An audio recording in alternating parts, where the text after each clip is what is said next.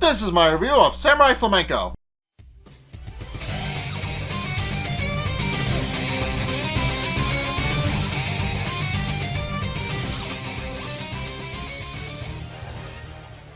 Okay, so this episode actually brings up a very interesting question.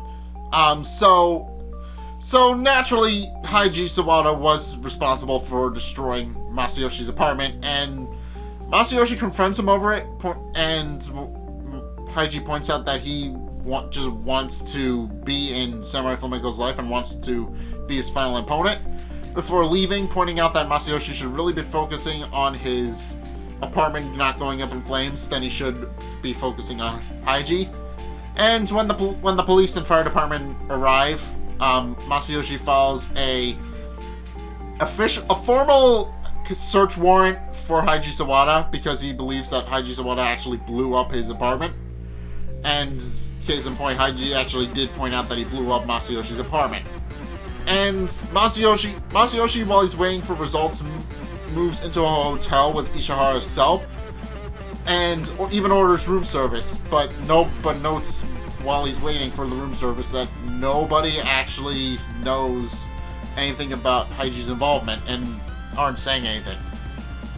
At which point, as he's eating, he gets a call from Haiji himself, who points out his motivation for why he became a villain. He points out that what I've already stated, that Haiji Sawada, all the way back in from episode 1, kind of grew, enamored with the idea of Samurai Flamenco. At first thinking it was funny and kind of hilarious, before trying to figure out why he was so drawn to Samurai Flamenco. And then it finally hit him. He realized that Samurai Flamenco was the only unusual thing in his otherwise ordinary life, and naturally latched onto it like a leech to whatever it is a leech attaches to. So, and he realized that the only way he could truly be in Samurai Flamenco's life is to become evil, because he realized that good can't exist without evil, and that if he isn't able to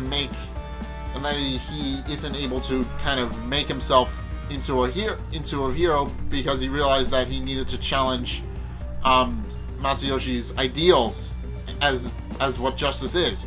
So he decided to become a villain to push him to become justice.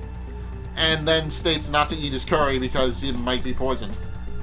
And at which point Masayoshi immediately calls the police, but the police can't find any traces of poison, and also points out that they couldn't find any bomb equipment in the apartment either.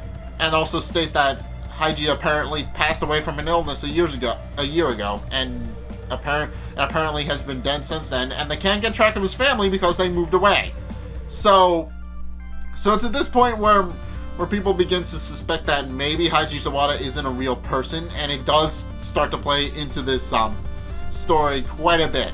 So, immediately after the police leave, Masayoshi gets another call from Haiji stating that he plans to kind of go after some of Masayoshi's friends and loved ones.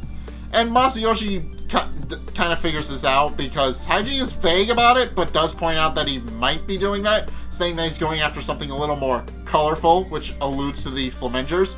At which point he begins to contact all his friends and loved ones, telling them that they're in danger, but is too late to actually stop anything from happening. And case in point, even Jun and Joji actually get injured, with Jun being pushed down a flight of stairs, and because he's an older gentleman, it hurt like hell. And Joji not being so lucky, he gets hit by a car. He gets hit by a very large bus. So yeah. Afterwards, Masayoshi meets with both Jun and Joji in the hospital, and gives his suspicions to Jun about what happened, and also pointing out that they can't seem to pin down Haiji Sawada because as all of his friends were contacted as well, and apparently they also think that Haiji passed away from an illness and that he never really was very outspoken. So the police are having a hard time actually pinning Haiji down.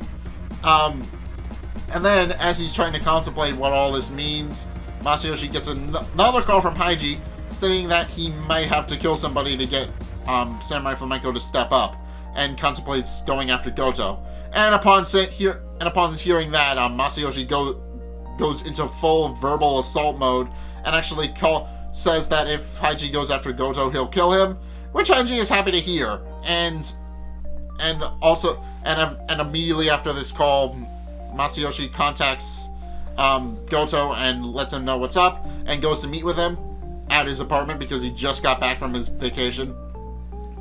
And ironically, Goto doesn't believe what Masayoshi is saying. He believes that somebody attacked the Flamengers and Masayoshi, but he doesn't believe it could have been a middle school kid, and believes that maybe Masayoshi made it up in his head, which Masayoshi then immediately calls out the hypocrisy on, pointing out that it's kind of the same thing with Goto and his girlfriend. The two get into an argument over it, and then Goto kicks him out. At which point, Masayoshi goes to a riverbank to think things over, and immediately gets another call from Haiji, who points out that the reason nobody really believes him is that his story lacks substance, pointing out that maybe he exists, maybe he doesn't. And sure enough, is standing on an island in the middle of the river. Masayoshi attempts desperately to get to him, only to discover that Haiji is completely and utterly vanished, and even begins to suspect that maybe it's all in his head. That it's maybe all in his head, and that he might be making it up. So it's evident that something is going on. I'm pretty sure Haiji is a real person, but I also think that he's trying to screw with Samurai Flamenco. He's trying to make Samurai Flamenco doubt himself and believe that Haiji is actually a real person. Mainly because no middle schooler would be able to coordinate anything like this. And case in point, Goto actually points that out. But it is interesting that clearly somebody is going after the Flamengers and all of Masayoshi's loved ones. But it's not entirely clear who, and nobody can pin down anybody because there's no witnesses. And also, it's a middle school kid, so nobody's going to suspect a middle schooler. And also, it's somebody that supposedly died of an illness.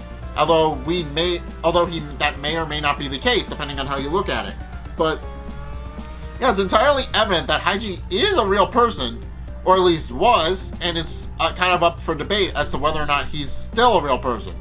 But I personally believe he is, and I know he is because it kind of plays into the rest of the season. But it is interesting to see that this random middle schooler is able to see doubt in Masayoshi's mind as to whether or not he's actually a real person.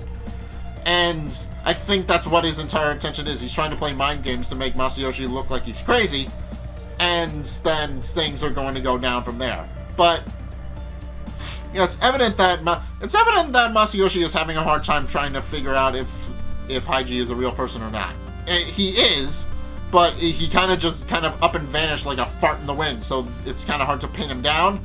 And also he seems to not be leaving any traces of his crimes. So it's becoming increasingly evident that Haiji is being extremely careful as to not get caught, while also making it look like he never existed in the first place and is supposedly dead.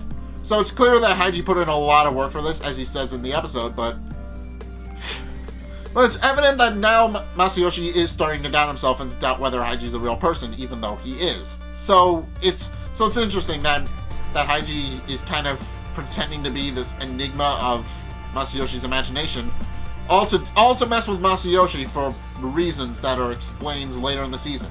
But yeah, this is a very interesting dynamic. Just the fact that Masayoshi is trying to fight a character that may or may not exist, and nobody can say otherwise because they can't find the guy. But yeah, that's my idea. That's my idea on the episode. I'm pretty sure Haiji's a real person because he does. There are definitely pieces of evidence that support it, but who knows? Is he real? Is he not real? Only time will tell. But anyway, I'm gonna leave this episode here. So if you guys did enjoy this episode of Samurai Flamenco, what did you guys think? Let's get a discussion going in the comment section down below, or over on my Discord server, link in the description. Anyway, thank you guys so much for watching, and until next time, I will see you guys in the next video. Peace!